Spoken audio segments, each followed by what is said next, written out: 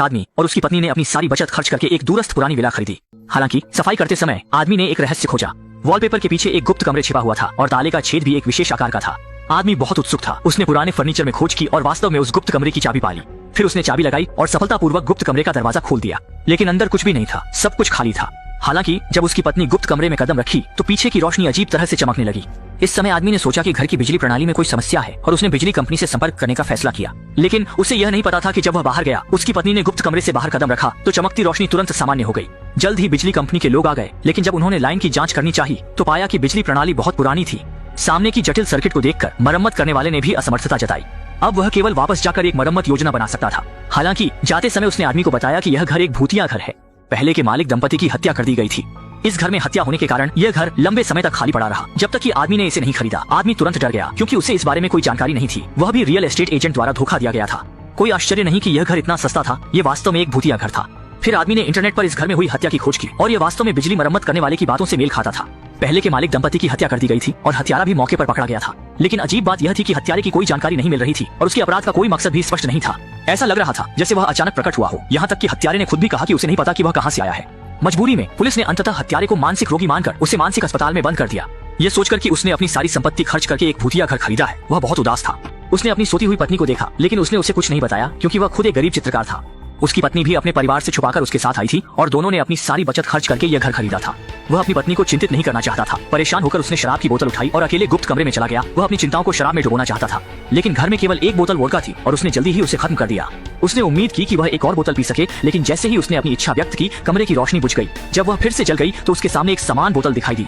आदमी तुरंत चौंक गया। उसने अविश्वास में बोतल की ओर हाथ बढ़ाया और वह वास्तव में असली वोडका की बोतल थी। तब से आदमी ने एक नई दुनिया की खोज की। अगले दिन महिला घर की चमकती रोशनी से जाग गई। वह गुप्त कमरे में गई और देखा कि उसके पति के पास विभिन्न प्रकार के लग्जरी सामान थे। महिला जैसे ही अंदर आई, पति ने उत्साह से एक पेंटिंग उठाई और अपनी पत्नी को बताया कि यह वैन गॉग की असली पेंटिंग है और कहा कि यह कमरा एक इच्छा पूल है। और उसने लगातार अपनी पत्नी से पूछा कि वह क्या चाहती है। भ्रमित महिला ने सोचा कि उसके पति ने नकली शराब पी ली है और उसे थोड़ा भ्रमित माना, लेकिन आदमी फिर भी लगातार पत्नी से पूछता रहा कि वह क्या चाहती है। गंभीर चेहरे वाले पति को देखकर महिला ने सहजता से कहा, $1000 ले आओ। जैसे ही उसने यह कहा, रोशनी चमकने लगी। फिर आदमी ने कमरे में खोज की और वास्तव में कोने में पैसे पाए, लेकिन महिला अभी भी विश्वास नहीं कर रही थी। उसने सोचा कि यह उसके पति के छुपाए हुए पैसे हैं। फिर उसने सहजता से कहा, मुझे $1 मिलियन चाहिए। अगले ही पल जमीन पर अचानक $1 मिलियन प्रकट हो गए। इतनी बड़ी रकम देखकर जो अचानक प्रकट हुई, महिला विश्वास नहीं कर सकी और बाहर चली गई। पति ने देखा और जल्दी से उसे रोक लिया और कहा कि ऐसे खजाने का आनंद लेना चाहिए। पत्नी ने सुना और खुशी से सहमति दी। फिर दोनों ने इस गुप्त कमरे का उपयोग करके पहले की कमी को पूरा किया और इच्छाओं के माध्यम से उन्हें पूरा किया। पैसे भी टन के हिसाब से मांगे गए और बालों को हीरे से धोया गया। दोनों पूरी तरह इस भोग विलास और धन दौलत की चकाचौंध में डूब गए। हालांकि जब कुछ चीजें होती हैं तो वे अब नई नहीं रहती। कुछ समय तक भव्य जीवन जीने के बाद महिला इन लग्जरी सामानों में रुचि खोने लगी। वास्तव में वह एक बच्चे की चाहत रखती थी। असल में दोनों की शादी को 5 साल हो चुके थे, लेकिन पति की बांझपन के कारण दोनों का सबसे बड़ा अफसोस यह था कि उनके पास कोई बच्चा नहीं था। अब महिला के पास सब कुछ था, केवल एक बच्चा ही नहीं था।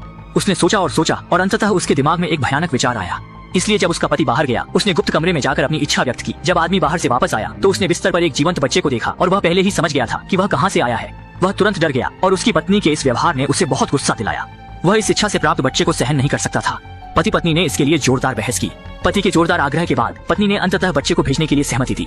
दोनों गुप्त कमरे में गए और गोद में बच्चा महसूस कर रहा था कि दोनों उसे गायब करने वाले हैं और वह जोर से रोने लगा। गोद में भूखे बच्चे को देखकर दोनों ने बहुत देर तक सोचा और अंततः उसे छोड़ने का साहस नहीं कर सके। आखिरकार यह एक जीवित जीवन था। कठोर निर्णय न ले पाने वाले दोनों ने बच्चे को अस्थायी रूप से पालने का फैसला किया, लेकिन आदमी अभी भी सोचता रहा कि कुछ ठीक नहीं है। उसे याद है कि यह एक भूतिया घर था। इस कमरे में पहले क्या हुआ था। सब कुछ समझने के लिए आदमी ने फिर से इंटरनेट पर मालिक दंपति की हत्या की खबर खोजी। उसने देखा कि जब हत्यारा पकड़ा गया था, उसने कहा था कि उस कमरे ने मुझे ऐसा करने के लिए मजबूर किया। हत्यारे ने इस कमरे का उल्लेख किया। इसका क्या मतलब है। इसके बाद उसने हत्यारे के बंद किए गए मानसिक अस्पताल का पता लगा लिया और उसने सच्चाई जानने का फैसला किया। जाने से पहले उसने गुप्त कमरे में कुछ पैसे उठाए और अपनी जेब में रखे और फिर कार से मानसिक अस्पताल पहुंचा। उसने कर्मचारियों से कहा कि वह 30 नंबर के मरीज को देखना चाहता है। जब कर्मचारियों ने सुना कि कोई 30 नंबर को देखने आया है तो उन्होंने तुरंत अविश्वास का भाव दिखाया। उसने कहा कि आदमी पिछले 45 वर्षों में 30 नंबर के मरीज को देखने वाला एकमात्र व्यक्ति है। जल्द ही आदमी ने उस समय के घर के मालिक की हत्या के आरोपी को देख लिया, लेकिन हत्यारे ने आदमी को देखकर कुछ डरावनी बातें कही। हत्यारे ने ज्यादा जानकारी नहीं दी। उसने सिर्फ आदमी को जल्दी से घर छोड़ने की सलाह दी। अगर देर हो गई तो बड़ी मुसीबत आ जाएगी, लेकिन वह यह भी बहुत निश्चित था कि आदमी वहाँ से नहीं जाएगा क्योंकि उस कमरे में इच्छाओं को पूरा करने की शक्ति है। कोई भी उस प्रलोभन का विरोध नहीं कर सकता।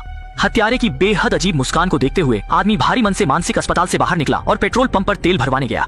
जब वह पैसे निकालने की तैयारी कर रहा था तो उसने पाया कि उसकी जेब में मौजूद सभी नोट राख में बदल गए हैं। उसे तुरंत कुछ गड़बड़ का एहसास हुआ, इसलिए वह जल्दी से घर लौट आया। उसने एक प्रसिद्ध चित्र उठाया और परीक्षण शुरू किया और उसकी धारणा सही साबित हुई। असल में गुप्त कमरे में की गई इच्छाएं केवल इस घर के अंदर ही काम करती हैं। अगर वे बाहर ले जाई जाती हैं तो वे राख में बदल जाती हैं।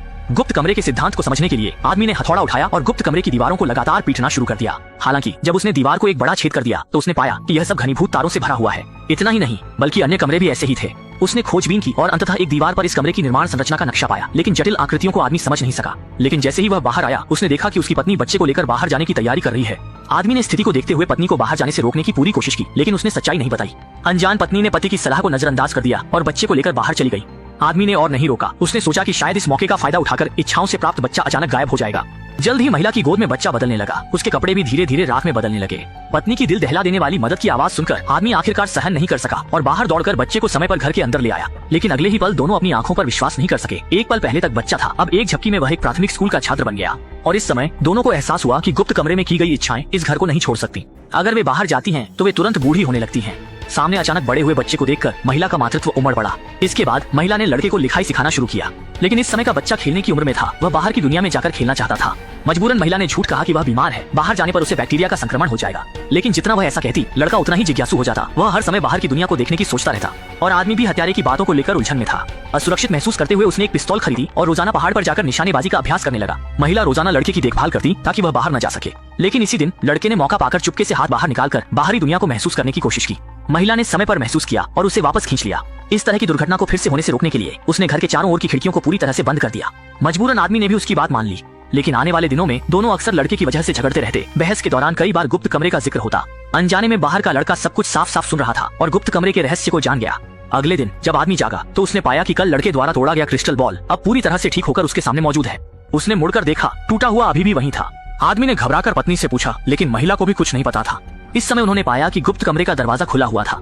जब वे अंदर गए तो उन्होंने पाया कि लड़के ने कमरे को एक जंगल में बदल दिया है। महिला बच्चे की रचनात्मकता से खुश थी, लेकिन आदमी को थोड़ा खतरा महसूस हुआ। इसलिए उसने जबरदस्ती लड़के को बाहर खींच लिया और उसे चेतावनी दी कि वह फिर से गुप्त कमरे में न जाए और तुरंत गुप्त कमरे का दरवाजा बंद कर दिया। पत्नी ने पति के व्यवहार की आलोचना की, लेकिन आदमी ने कहा कि लड़के को उस कमरे में जाने देना बहुत खतरनाक है, क्योंकि अब लड़के में चेतना आ गई है। वह कुछ बातों से गुस्सा हो सकता है और गुप्त कमरे का उपयोग करके कुछ चरम कदम उठा सकता है। लेकिन पत्नी ने इसे नजरअंदाज कर दिया, यह सोचकर कि वह सिर्फ एक बच्चा है। लेकिन इसी वक्त घर का फोन बज उठा। लड़के ने सहजता से फोन उठा लिया और वही हत्यारा कॉल कर रहा था।